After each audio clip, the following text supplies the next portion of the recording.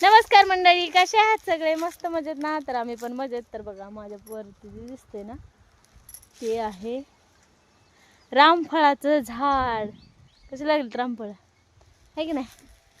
इकडे पण आहेत बघा, भरपूर असे रामफळ आहेत की नाही लागलेत.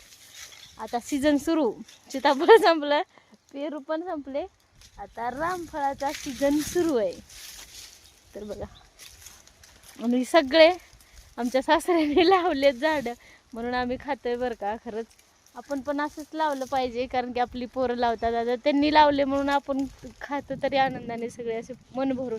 घरचं असलं की कसं असं मन भरून खाता येतं, विकतचं पण खाता येतं, पण घरची जी खाण्यात मजा आहे ती विकत्रीच्या खाण्यात मजा नाही.